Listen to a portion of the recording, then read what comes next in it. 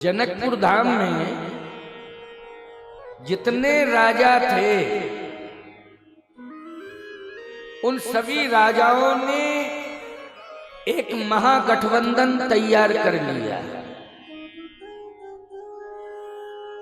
किस बात का महागठबंधन था? एक ही संकल्प है, कोई भी धनुष तोड़े या जिसने तोड़ा, हमें इससे मतलब नहीं। हमें तो सीता जी से मतलब है, हम सीता को छीन करके ले जाएंगे। छीनने के लिए महागठबंधन, कर्तव्य से अधिकार मिलता है,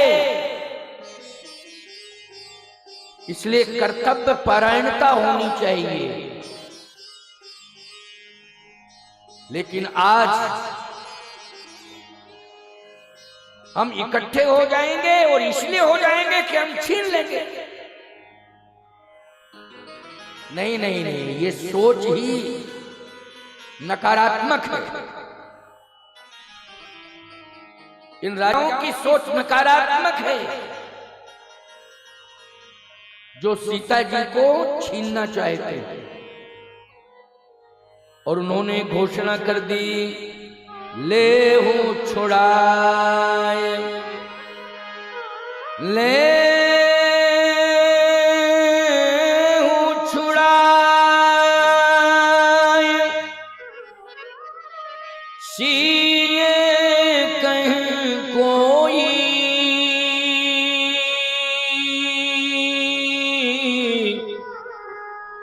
उधर बांधो नृप बालक दोई। सीता को छीन लो, दोनों राजकुमारों को बांध के डाल दो। और जनक सावधान हो जाओ, यदि तुमने कहीं सेना का सहारा लिया तो याद रखना तुम्हारी सेना का कोई भी सदस्य नहीं सुरक्षित बचेगा। हम सब 10,000 इकट्ठे हो गए। ये धमकी, जो विदेह कछु करें सहाई, जीतों समर सहित दो भाई। जनक सावधान हो जाओ, मैं तुम्हारी बेटी सीता को ले जाऊंगा। 10,000 इकट्ठे ले जाएंगे। अब समस्या धनुष की थी, धनुष टूट गया। अब समस्या राजाओं की आ गई। भाई धनुष तो टूट गया, जो समस्या था वो टूटा, लेकिन अब राजा ये विरोध में आ गए, इनकी बड़ी समस्या है। तो भाई एक बात आपको बताएं, इस बात पर यकीन कर लेना, विश्वास करना, आप कोई भी मांगलिक कार्य कर रहे हैं, निश्चित रूप से उसमें भगवान कहीं ना कहीं सहयोगी है।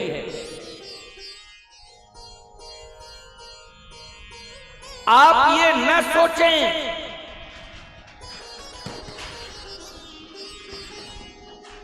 चलिए थोड़ा सा हनुमान जी का स्मरण कर लिया जाए।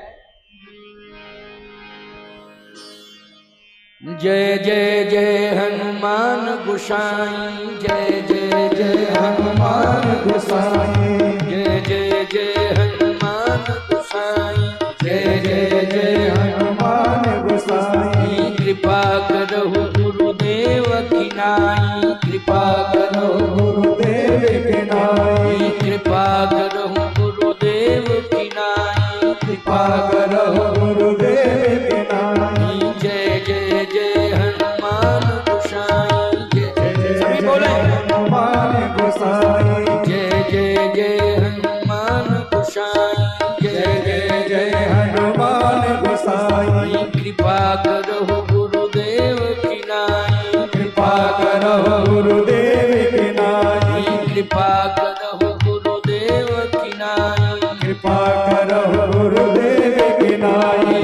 संकट ते हनुमान छुड़ावे, संकट ते हनुमान छुड़ावे, मन क्रम बचन ध्यान जो लावे, मन क्रम बचन ध्यान जो लावे। जय जय जय हनुमान गोसाई, जय जय जय हनुमान गोसाई, कृपा करहु गुरुदेव की नाई, कृपा करहु गुरुदेव के नाई, कृपा करहु गुरुदेव की नाई, कृपा करहु गुरुदेव के नाई। जय जय जय हनुमान गोसाई, जय जय जय हनुमान गोसाई, सब सुख लहे तुम्हारी शरणा, सब सुख लहे तुम्हारी शरणा, सब सुख लहे तुम्हारी शरणा, सब सुख लहे तुम्हारी शरणा। तुम रक्षक काहू को डरना, तुम रक्षक काहू को डरना, तुम रक्षक काहू को डरना, तुम रक्षक काहू को डरना। जय जय जय हनुमान गोसाई, जय जय जय हनुमान गोसाई, कृपा करहु गुरुदेव की नाई, कृपा करहु गुरुदेव के नाई, कृपा करहु गुरुदेव की नाई। कृपा करहु गुरुदेव के नाई। बोलिए हनुमान जी महाराज की। जय। ऐसे समय में क्योंकि पवन का वेग है तो इस पर नियंत्रण तो हनुमान जी कर सकते हैं, क्योंकि हनुमान जी के पिता हैं पवन, और इतना परम प्रतापी पुत्र जिस पिता को मिला हो, ईमानदारी से बताओ उसका पुत्र जो है श्रोता बन के कथा सुन रहा हो तो पिता क्यों नहीं मदद करेगा, क्यों नहीं सहायता करेगा। इसलिए देखो हनुमान जी ने इशारा किया अपने पिताश्री को कि आराम से निकल जाओ पिताजी, दिक्कत मत हो। निकल गए देखो। इसलिए अच्छा, और ये बात जो मैं कर रहा था ना, इसमें राजाओं का आवेश है, राजाओं का आवेश, क्योंकि इकट्ठे हो गए हैं और व्यवधान करना चाहते हैं। लेकिन यदि मांगलिक कार्य आप कर रहे हैं तो उसमें निश्चित रूप से यदि कोई आपदा आती है तो निश्चित रूप से नियंत्रण भगवान अवश्य करते हैं, और भगवान उस मांगलिक कार्य को पूरी तरह से मांगलिक कार्य को संपन्न करा देते हैं। उसमें प्रभु श्री राम, कृष्ण, देवी और भी देवता आदि आदि सभी सहयोगी बन जाते हैं। लेकिन जनकपुर में देवी के रूप में विराजमान है पार्वती जी, और देवों के भी देव महादेव स्वयं विराजमान हैं। जो देवों के भी देवादिदेव महादेव है स्वयं विराजमान है, और देवी मां भवानी पार्वती विराजमान है। इसके बाद भी ये राजा इतना बड़ा दुस्साहस रखते हैं कि मैं सीता को छीन के ले जाऊंगा और दोनों राजकुमारों को, राम लक्ष्मण को बांध के डाल दूंगा। एक बात आपको बताएं, ये सब बक रहे हैं, बक कर कुछ नहीं पाएंगे लेकिन बक रहे हैं। क्योंकि बातुल भूत विवश मतवारे, बातुल भूत विवश मतवारे, बातुल भूत विवश मतवारे, बातुल भूत विवश मतवारे, जे नहीं बोले वचन संभारे, जे नहीं बोले वचन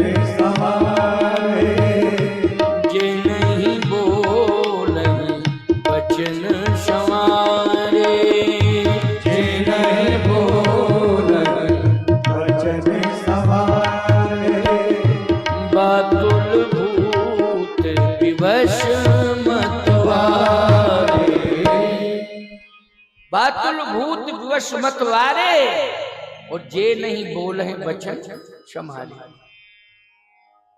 ये सभी रोगी हैं, बीमार हैं।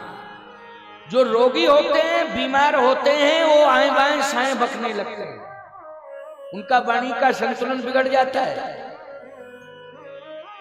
इसलिए ये रोगी हैं, बीमार हैं, सब आए बाएं साएं बक रहे हैं। परंतु एक बात सुन लो, इन सबका इलाज है। पहली बात तो इनका इलाज लक्ष्मण जी के पास है।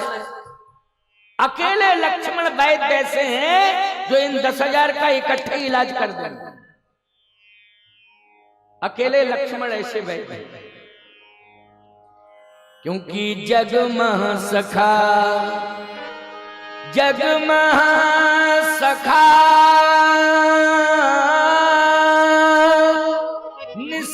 निशाचर जेते, और लक्ष्मण हनयन मिसमते। अकेले लक्ष्मण की पर्याप्त है। लेकिन समस्या इस बात की है कि लक्ष्मण दूल्हा है, और दूल्हा कभी ससुराल में विवाद नहीं करता है। और यदि दूल्हे ने कहीं विवाद कर दिया तो समाज में अच्छी चर्चा नहीं होती। लोग यही कहते हैं, इतना बेवकूफ गमार दूल्हा चुना तुमने, क्या देख करके आए थे? देखो झगड़ा पैदा कर रहा है, लड़ाई लड़ रहा है, और अभी लड़ाई लड़ रहा है तो तुम्हारी बेटी कैसे सुरक्षित रहेगी, कैसे सुखी रहेगी, जब इसके ये हालात अभी देखने को मिल रहे हैं। बदनामी, और दोनों की बदनामी होती है, याद रखना। दूल्हे के बाप की भी बदनामी, उसके खानदान की भी बदनामी, और इधर बेटी के पिता की भी बदनामी। और याद रखना, उस बेटी की भी बदनामी होती है कि तेरा दुर्भाग्य था जो इतना गमार पति तुझे मिला। भगवान राम ने इशारा किया लक्ष्मण को, लक्ष्मण तुम्हें कुछ भी नहीं बोलना है। लक्ष्मण जी ने कहा, भैया तो अयोध्या समाचार पहुंचावे, वहां से सेना आ जावे। कहे ये भी संदेश गलत जाएगा कि अवधपुर से सेना बुलाई गई जनकपुर में। किसके लिए बुलाई गई? लड़ाई लड़ने के लिए बुलाई गई। अच्छा एक बात बताओ, विवाह स्थल पर लड़ाई होती है कि प्रेम से भाव भरा मिलन होता है? जल्दी बोलो। विवाह स्थल पर तो प्रेम भर से भाव भरा मिलन होता है, वहां लड़ाई झगड़ा नहीं होता है। और जो विवाह स्थल पर लड़ाई झगड़ा करते हैं, याद रखना, वो हमेशा समाज में बदनाम हो जाते हैं। भगवान ने कहा तुम्हें कुछ भी नहीं करना है, चुप रहो लक्ष्मण, न सेना बुलानी है, न जरूरत किसी की आवश्यकता नहीं। फिर ये सब तलवारें निकाल रहे हैं, युद्ध करेंगे, होगा क्या? भगवान राम ने कहा भगवान पर भरोसा करो। लक्ष्मण जी ने कहा भगवान तो आप हैं, बन गए दूल्हा, अब आपको कुछ करना नहीं है। भगवान तो आप हैं, बन गए दूल्हा, अब आपको तो कुछ करना नहीं। लक्ष्मण जी से भगवान राम ने कहा, याद रखना लक्ष्मण, तुम्हारी दृष्टि में, दुनिया की दृष्टि में मैं भगवान हूँ। राम को दुनिया भगवान मानती है, लेकिन राम तो परशुराम को भगवान मानता है। मेरा भगवान समय से आएगा और इन राजाओं की बुद्धि ठिकाने लगा देगा। क्यों भाई? एक भी राजा, याद रखना, एक भी राजा आगे नहीं बढ़ पाएगा। मेरा भगवान इतना बलशाली है। लक्ष्मण जी ने कहा कि मैं पहली बार सुन रहा हूं आपका भी कोई भगवान है, लेकिन वो आएगा कब? जब हम और आप दोनों बांध के डाल दिए जाएंगे, तब छोड़ने के लिए आएगा भगवान। कि मेरे दोनों भक्त जो है बंधे पड़े हैं, चलो हम छोड़ने के लिए चला। बंधन छोड़ने के लिए आएगा भगवान। समय से आ जावे भगवान तब ठीक है। का वर्षा जब कृषि सुखाने, समय चूक पुण्य का पछताने।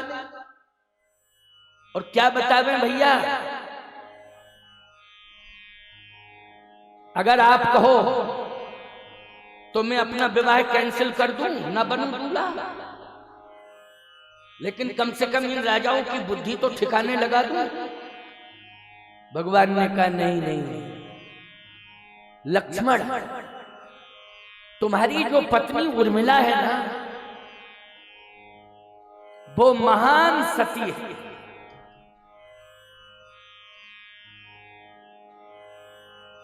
भगवान की आंखों में आंसू आ गए। भगवान ने कहा जब रघुवंश के ऊपर संकट आएगा तो लंका में सीता तपस्या करेगी, अयोध्या में उर्मिला तपस्या करेगी। उर्मिला अयोध्या में तपस्या करेगी, संकट से बचाने। और बोलो भाई, सीता जी ने लंका में तपस्या की कि नहीं की? और इधर अयोध्या में किसने तपस्या की? उर्मिला जी ने तपस्या की।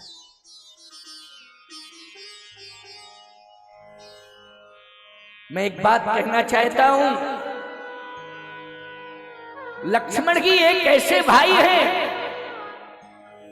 जिन्होंने 14 वर्ष तक अन्न जल ग्रहण नहीं किया है। राम की सेवा में रहे, 14 वर्ष तक अन्न जल ग्रहण नहीं किया है, याद रखना। तो बहनों में उर्मिला जी ऐसी हैं। सीता जी ने केवल 14 साल तक लक्ष्मण ने अन्न जल ग्रहण नहीं किया, 14 साल। सीता जी ने 14 महीने लंका में रही, 14 महीने तक अन्न जल ग्रहण नहीं किया। 14 महीने, इसके पहले तो अन्न जल ग्रहण किया है। कन्न मूल फल भर भर दोना, चले रंक जन लूटन सोना। तो कन्न मूल फल कोल खिलात भगवासी लाते थे और खिलाते थे। लक्ष्मण जी स्वयं यही काम करते थे। जलपान लक्ष्मण जी कराते थे, फल और जल की व्यवस्था। जल को गए हैं लखन लड़का, परखों पिए छाए घड़ी कोए ठाड़े। तो विचारवान श्रोताओं विचार करना, 14 महीने तक सीता जी ने लंका में अन्न जल का त्याग किया है, फल का त्याग किया, जल का त्याग किया। लेकिन उर्मिला जी ने तो 14 वर्ष तक अन्न जल फल का त्याग किया है प्यारे, और तपस्या करती रही उर्मिला जी। यही कार्य लक्ष्मण ने किया है, दोनों ने किया है। पति पत्नी दोनों की समान रूप से तपस्या है, दोनों की समान रूप से तपस्या है। इसलिए लक्ष्मण ऐसा मत कहना कि मैं अपना विवाह कैंसिल कर दूं। अभी क्या हुआ, अभी विदा थोड़ी हुई है। अभी तो जनक की बेटी जनक के पास भगवान ने कहा वो धरोहर के रूप में है उर्मिला जनक के पास, केवल धरोहर के रूप में है उर्मिला जनक के पास, लेकिन उसका अधिकार अयोध्या के ऊपर। तो भगवान कब आएगा? बोले बस समय से ही आता है भगवान, समय का इंतजार करना चाहिए। जैसे ही राजाओं ने कहा आक्रमण, उसी समय तहीं अवसर सुन शिव धनु भंगा, आयु भृग कुल कमल पतंगा। आयु भृगकुल कमल पतंगा। उसी समय परशुराम जी आ गए और राजाओं ने निकाली तलवार। परशुराम जी बोले सावधान, और जैसे ही राजाओं ने परशुराम जी को देखा तो अपनी अपनी तलवारें नीचे डाल दी। 1 सेकंड में 10,000 राजाओं का एक साथ समर्पण हुआ है, सरेंडर जिसको कहते हैं। और एक आवाज में सब ने अपनी अपनी तलवारें नीचे डाल दी। भगवान राम ने कहा लक्ष्मण देखो मेरे भगवान का कमाल। देखते ही राजाओं ने अपनी अपनी तलवारें डाल दी। बोलो है कमाल का भगवान के नहीं? लक्ष्मण जी बोले बहुत ही गजब का है भगवान। अकेला हाथ में एक परशु दिखाई दे रहा है, जिसको फरसा कहते हैं। परशु, फरसा दिखाई दे रहा है। और कमाल 10,000 ने अपनी अपनी तलवारें डाल दी। अच्छा, आपको एक बात और बता दें, जैसे यहां पर जो पंडाल की व्यवस्था की गई है, कोई कहीं से भी निकल सकता है, रास्ते खुले हैं। लेकिन जो धनुष मकशाला थी, उसकी इस प्रकार से व्यवस्था बनाई गई थी कि एक ही प्रवेश द्वार और एक ही निकास द्वार, साइड से कोई रास्ता नहीं। और परशुराम जी मेन रास्ते पर खड़े हो गए, मेन रास्ते पे। अब राजा लोग भागे तो किस रास्ते से भागे? एक राजा बोला बगल वाले राजा से, कहो जनक जी ने कहा था ना धनुष नहीं टूटा था, जाओ आस निज निज ग्रह जाओ, अपने अपने घर जाओ। उसी समय अगर अपने अपने घर चले जाते तो आज बच जाते कि नहीं बच जाते? सब मरने के लिए बैठे थे, मौत आ गई थी, इसलिए नहीं थे। ये परशुराम जी आ गए हैं फरसा लेके, और निश्चित रूप से एक भी राजा को नहीं छोड़ेंगे ये। तीसरा राजा कहता है, एक काम करो, चलो सब उनके चरणों में गिर पड़े। जब उनके चरणों में गिरेंगे तो उनको दया आ जाएगी। गोस्वामी जी ने कहा, पितु समेत कही कहे निज नामा, और लगे करन सब दंड प्रणामा। लगे करन सब दंड प्रणामा, सभी दंडवत करने लगे, साष्टांग दंडवत। सब राजा पड़े हैं 10,000। परशुराम जी ने कहा, खड़े हो जाओ, लाइन में लग जाओ, खड़े हो, लाइन में लगो। राजाओं ने कहा, मौत आ गई, पक्की बात है, क्योंकि लाइन में खड़े कर रहे हैं परशुराम जी, इसका मतलब है कि फरसा चलेगा। एक राजा तो इतना रो रहा था कि बगल वाला बोला, क्या बात है? बोले, बात यह कि मेरी पत्नी ने कहा था कि मत जाओ मत जाओ मिथिला, जनकपुर मत जाओ, सेकंड मैरिज ठीक नहीं होती है। लेकिन क्या बता, मैं बुद्धि खराब थी सो चले आए, मौत आई थी, मौत ले आई, अब मरना है। जितने राजा थे सबको परशुराम जी ने लाइन में खड़ा कर दिया, सब खड़े हो जाओ। राजा सब खड़े हैं, वो कांप रहे हैं। महाराज श्री जनक आते हैं। जनक जी ने प्रणाम किया। परशुराम जी ने कहा, आप महान योगेश्वर हैं, आपसे बड़ा योगी कौन है, आपसे बड़ा ब्रह्मज्ञानी कौन है? निश्चित रूप से आपसे मिलकर के मेरा हृदय प्रसन्न हो गया है, परशुराम जी ने कहा, क्योंकि आप योगी हैं, ब्रह्मज्ञानी हैं। राजाओं ने कहा, देखो प्रशंसा जनक जी की हो रही है और हमारे लिए तो आंख दिखा रहे हैं, तो जनक जी का तो काम बन गया, हम 10,000 का काम बिगड़ गया, क्योंकि परशुराम जी की निगाह और क्रोध भरी दृष्टि से देख रहे हैं। लेकिन इतने में परशुराम जी की निगाह टूटे हुए धनुष पर चली गई।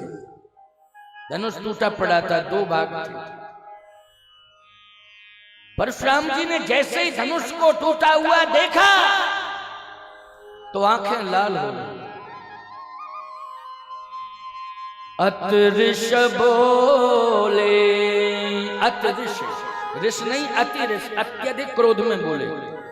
अतऋष बोले,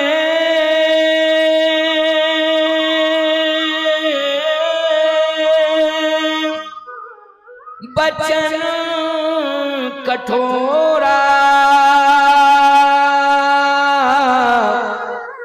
ओ कहू जड़ जनक धनुष के तोड़ा। जनक, किसने धनुष तोड़ा है? और तेरे राज्य में ये धनुष रखा था, तेरी बुद्धि में क्या जड़ता आ गई थी कि तेरे देखते देखते किसी ने धनुष तोड़ दिया? लगता है कि तेरी बुद्धि में जड़ता आ गई थी, तू देखता रहा, तोड़ने वाला तोड़ रहा और तूने मना नहीं किया। राजाओं ने लंबी सांस ली, बहुत अच्छा हुआ हम लोगों ने नहीं तोड़ा। अगर हम लोगों से टूट गया होता तो आज मुसीबत खड़ी थी।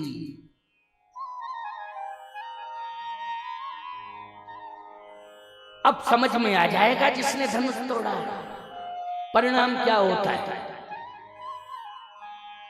सावधान, ऐसा मत समझना कि आज भगवान भगवान आमने सामने आ गए।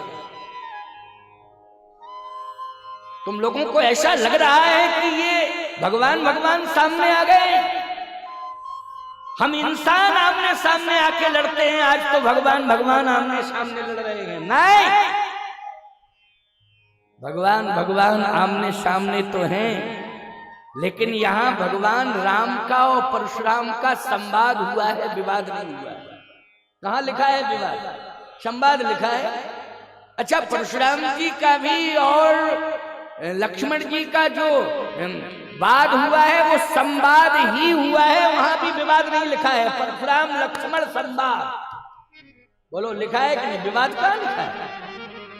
हम लोग उसको विवाद मानते हैं। ये विवाद नहीं, ये संवाद। और याद रखना, विवाद को दूर करने के लिए ही परशुराम जी संवाद करने आए थे। क्योंकि विवाद कौन कर रहे थे? बोलो भाई, विवाद राजा कर रहे थे। ले छुड़ाए सिए कहें कोई, बोलो विवाद है कि नहीं? धर बांधो में बालक दोई, ये क्या है? विवाद है ये। इसी विवाद को दूर करने के लिए परशुराम जी संवाद करने आए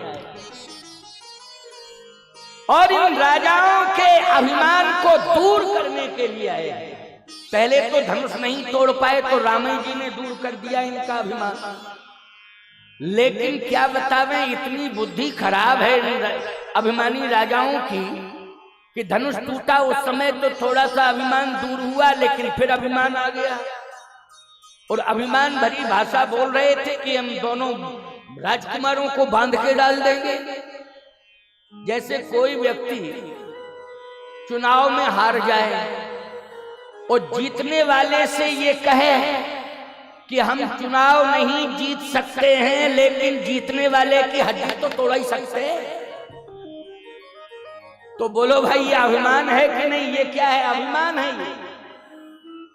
इस प्रकार की भाषा बोलना, बातुल भूत विवश मत बारे, जे नहीं बोले हैं बचन समारे।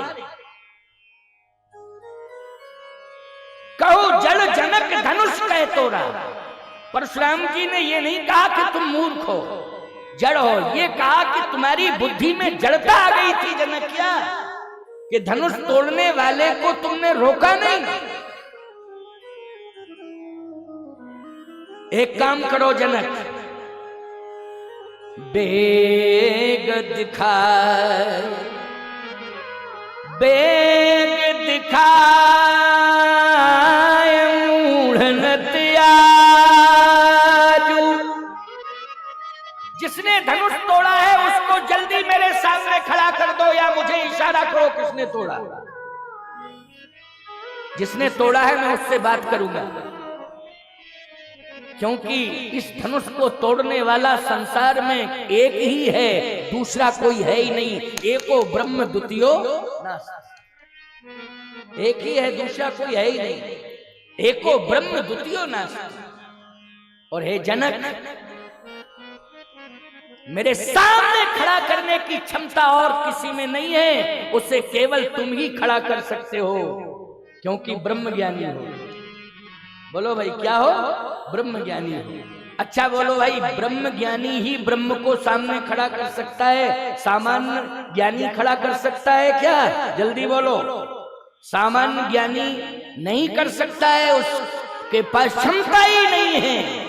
लेकिन जो ब्रह्म ज्ञानी है वही ब्रह्म को सामने खड़ा कर सकता है। इसलिए मिथिला में ब्रह्म को किसने खड़ा किया है? बोलो। मिथिला में ब्रह्म को यदि खड़ा किया है तो ब्रह्म ज्ञानी महाराज श्री जनक ने।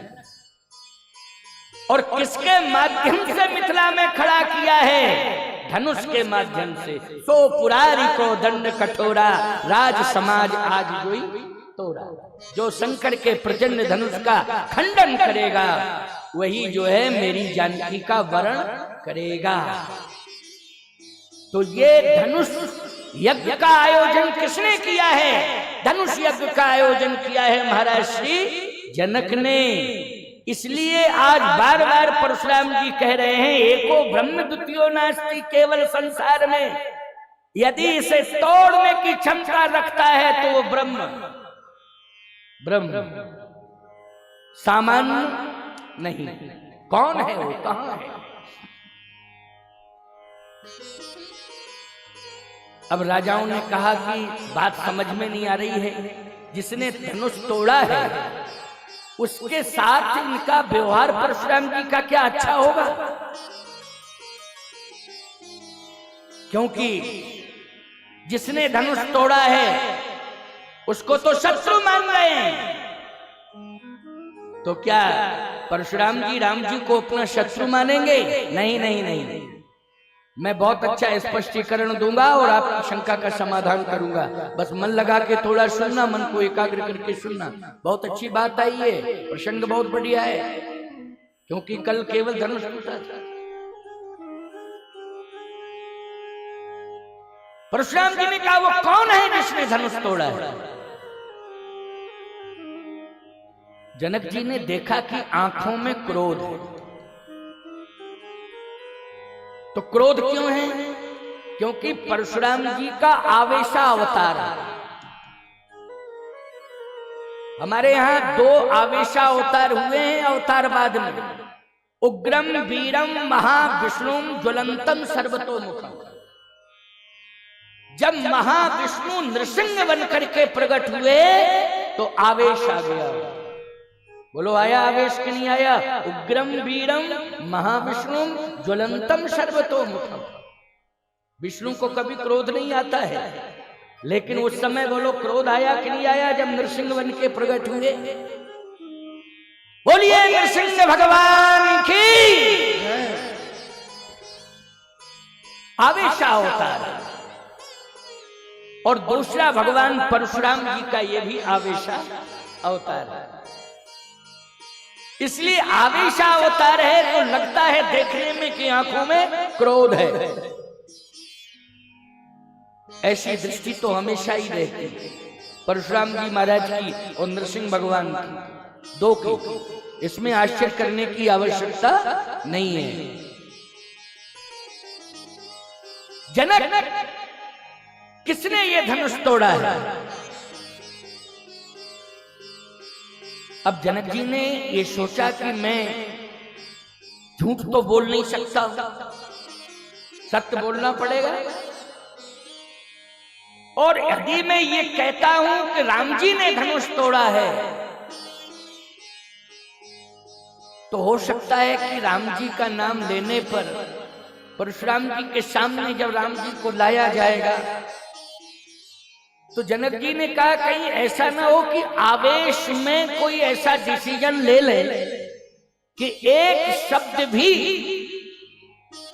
अगर राम के खिलाफ हो गया तो याद रखना इसमें महिमा परशुराम जी की घट जाएगी।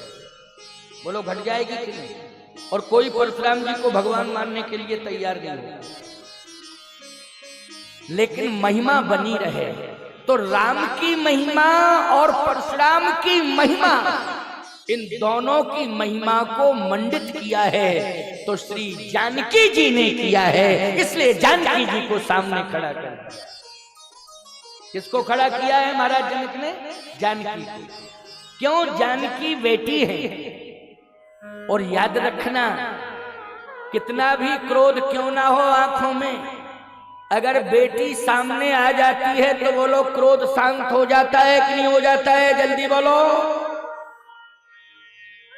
गाय बेटी यदि ये सामने आ जाते हैं तो क्रोध शांत हो जाता है। इसलिए घर में गाय का होना जरूरी है, हर घर में बेटी का होना जरूरी है। अगर बेटी और गाय दोनों ही रहेंगे तो क्रोध पर नियंत्रण रहेगा, क्रोध पर नियंत्रण रहेगा। इसलिए हमारे यहाँ परंपरा रही है कि ब्रह्म मुहूर्त में जागने के बाद गौ माता की सेवा करो। किसकी सेवा करो? गौ माता की सेवा करो, ये हमारे यहाँ परंपरा है। लेकिन अब क्या बतावें, अब भैंस माता का सेवा करते हैं लोग। सुबह सुबह जाके सीधे भैंस माता। भैंस को माता तो तुम ही मानते होगे, हम तो नहीं मानते। हम तो गाय को माता मानते। लेकिन क्या बतावें, भैंस की सेवा में लग जाते हो। अच्छा, भैंस की सेवा में लगते हो तो मिलता क्या है आपको? वो दूध मिलता है। अच्छा, वो दूध मिलता है तो वो दूध करता क्या है? भैंस का दूध आपने पिया, आलस आ जाता है कि नहीं आ जाता है? जल्दी बोलो। और गाय का दूध आपने पिया, बोलो ऊर्जा बढ़ जाती है कि नहीं बढ़ जाती है? चेतना भी आ जाती है और आलस भी चला जाता है। और जितनी अंदर बीमारियां होती हैं गौ माता के दूध के पान करने से, वो बीमारियां भी दूर हो जाती हैं। ये गाय माता के दूध की विशेषता है। और भैंस का दूध क्या करता है? बोले पियो पियो पियो और गठियावाद को निमंत्रण दो। गठियावाद होता है। गठियावाद ज्यादातर ये घुटनों की शिकायतें हो रही है ना, इसी के कारण हो रही है। लोग बीमार हो रहे हैं, इसी के कारण हो रहे हैं। इसलिए मैं कहना चाहता हूं कि गाय ज्यादा से ज्यादा पालो और गाय की सेवा करो। और ऐसी बात नहीं है, बहुत सी वेद लक्षणा ऐसी गायें हैं जो 10-10 लीटर दूध देती हैं, 15-15 लीटर। वेद लक्षणा गाय जैसे गिरी है, साहिवाल है, बोलो भाई, पर्याप्त दूध मिलता है इनसे। ये हमारी वेद लक्षणी गाय मानी जाती है। इसलिए भैया, गाय और कन्या, आज यही मुसीबत है कि लोग न तो कन्या घर में आ जाए तो बड़ी मुसीबत मानते हैं। कहते हैं अब हमको विवाह करना पड़ेगा, अब हमको 10 लाख रुपया 20 लाख रुपया खर्च करना पड़ेगा। जिसके घर में कन्या का जन्म होता है उससे पूछा जाए क्यों, क्या हुआ? फालतू की बात मत करो, क्या हुआ? जो होना था हो गया। इस प्रकार की बात बोलते। अरे फिर भी तो बताओ क्या हुआ? क्या हुआ? 20 लाख का कर्ज हो गया और क्या? यानी बेटी की शादी करनी पड़ेगी, कर्ज मांग रहे हो? अच्छा एक बात बताओ, घर में बेटा हुआ तो बताना नहीं पड़ता है, इतने धनाधन गोले बारूद छूटने लगते हैं जैसे आतंकवादी आ गया हो। इतने गोले बारूद छूटते हैं। खबरदार, बेटी की कितनी बड़ी महिमा है ये जनकपुर धाम से पूछो कि बेटी की कितनी बड़ी महिमा है। जनकपुर धाम तुम्हें बताएगा। गाय की कितनी बड़ी महिमा है ये घनश्याम बताएगा। बोलो बताएगा कि नहीं? गाय की कितनी बड़ी महिमा है, बेटी की कितनी बड़ी महिमा है, ये जनकपुर धाम बताएगा। आज जनक जी महाराज ने बेटी को सामने खड़ा कर,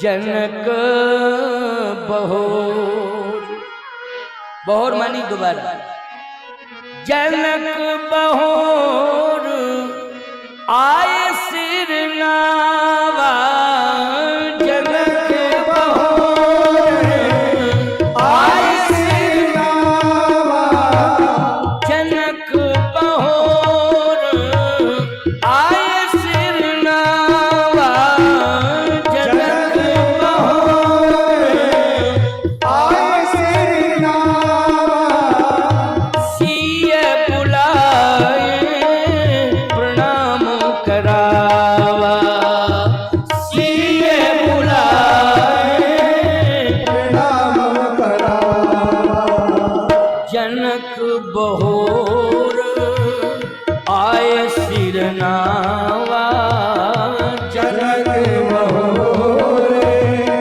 आए सिर नावा, सिय बुलाए प्रणाम करावा, सिय बुलाए प्रणाम करावा, सिय बुलाए प्रणाम करावा। सीता जी को बुलाया और कहा बेटी प्रणाम करो। पूछ रहे थे ये कि धनुष किसने तोड़ा, और सामने किसे खड़ा कर दिया, बेटी को प्रणाम करो। सीता जी ने जैसे ही प्रणाम किया, परशुराम जी का क्रोध करुणा में बदल गया। सीता जी को देख करके क्रोध करुणा में बदल गया। अच्छा, कितना ही क्रोध क्यों ना हो, मंदिर में जाते हो, मूर्ति का दर्शन करते हो, तो बोलो आंखों में आंसू आ जाते हैं कि नहीं आ जाते हैं? जल्दी बोलो। आंसू आ जाते हैं, क्रोध चला जाता है। इसलिए भगवान के दर्शन की परंपरा है कि सुबह आप उठिए, स्नान करिए और मंदिर जाइए, दिन भर कार्य करिए, शाम को लौट के घर आइए, मंदिर जाइए दर्शन करने के लिए। इसलिए ये मंदिर बनाए गए हैं। मंदिर आपके कल्याण के लिए बनाए गए हैं कि देवी देवताओं के दर्शन करने से क्रोध शांत हो जाता है, क्रोध दूर हो जाता है। परशुराम जी महाराज की आंखों में क्रोध था, लेकिन सीता जी को देखा तो क्रोध करुणा में बदल गया। ये कौन है? कहा बेटी है, इसी का विवाह है। अच्छा, इसका विवाह है, आप इसी के विवाह में पधारे, इसे आशीर्वाद चाहिए। भगवान परशुराम ने कहा अखंड सौभाग्यवती भाव। जनक जी ने कहा 50% मामला निपट गया, खतरा टल गया। क्यों भाई खतरा टल गया? राजाओं ने कहा कि राम जी का तो खतरा टल गया, लेकिन हमारा बढ़ गया। राजाओं ने कहा हमारा खतरा बढ़ गया, मरना हम ही लोगों को। आशीर्वाद लेकर के सीता जी जा रही हैं। विश्वामित्र जी महाराज को गोल्डन चांस मिल गया। कहे परशुराम जी का मूड बहुत अच्छा है, चलो राम जी प्रणाम कर लो, कर लो प्रणाम, बहुत अच्छा मूड है। विश्वामित्र मिले पुनियाई, पद सरोज मिले दो भाई। बहुत अच्छा मौका देखा विश्वामित्र जी ने, तुरंत राम लक्ष्मण को लेके आए, कहे करो। और जैसे ही राम लक्ष्मण ने प्रणाम किया तो राम जी को देखा परशुराम जी ने।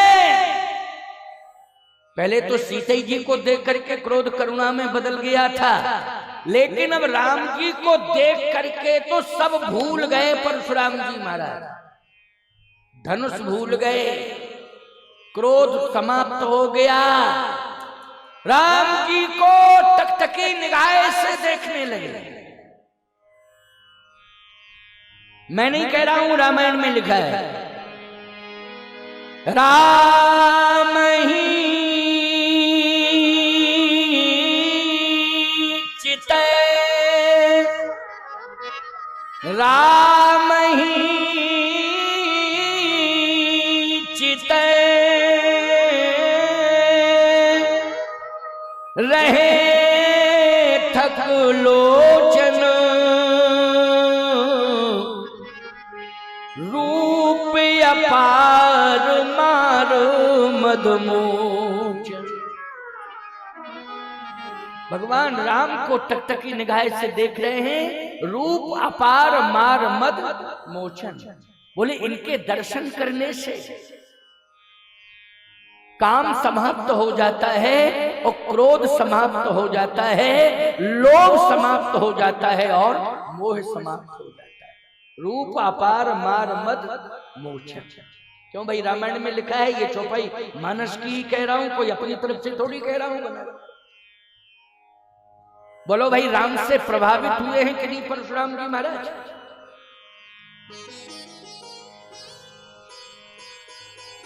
रूप अपार मार मद मोचन, राम ही चिते रहे थक लोचन। अखियां थकी रह गई, टकटकी निगाह से राम का दर्शन कर रहे हैं और मन ही मन कहने लगे परशुराम आज तुझे तपस्या का फल मिल गया, तेरी तपस्या ले आई है तुझे मिथिला। बोलो परशुराम जी क्या महसूस कर रहे हैं कि तपस्या मिथिला ले आई। अच्छा बोलो भाई तपस्या क्यों करते हो? तपस्वियों से पूछो तपस्या क्यों की जाती है? भगवान के दर्शन के लिए तपस्या की जाती है। अरे भाई गुरुदेव भगवान तो मिल गए थे, भगवान शंकर। परशुराम जी के गुरुदेव का नाम क्या है? भगवान शंकर। तो गुरु जी तो मिल ही गए थे, लेकिन कौन नहीं मिला? भगवान नहीं मिला था, याद रखना। क्या कर रहा है? क्यों? क्योंकि भगवान राम में और परशुराम में अंतर क्या है? भगवान राम को धरती पर उतारने के लिए भी परशुराम जी ने तपस्या की है। भगवान राम को धरती पर उतारने के लिए महाराज मनु शत्रुपा ने तपस्या की है। भगवान राम को धरती पर उतारने के लिए कश्यप और अदिति ने तपस्या की है। इसमें परशुराम जी का भी नाम आता है, उन्होंने भी तपस्या की। क्यों की है? क्योंकि राक्षस बढ़ रहे थे, राक्षस बढ़ रहे थे। तो परशुराम जी महाराज के फरसे में ताकत है, राक्षसों को मारने की क्षमता है परशुराम जी के फरसे में। लेकिन परशुराम जी कह रहे थे राक्षसों को मारने की ताकत तो है, लेकिन राक्षसत्व समाप्त करने की ताकत मेरे फरसे में नहीं है। बोलो भाई। अच्छा एक बात बताओ, पापियों को मारो और पाप नष्ट ना हो, और पापी मरते जाए और पाप बना रहे, तो बोलो पापी पैदा होते रहेंगे कि नहीं? क्योंकि पाप नष्ट ही नहीं हो रहा है, तो समस्या का समाधान नहीं है। पापियों को मारना ही समाधान नहीं है। हम पापियों को नष्ट करें ये विशेषता नहीं है, हम पाप को ही नष्ट कर दें ये सबसे बड़ी विशेषता हो। हम पाप को नष्ट कर दें।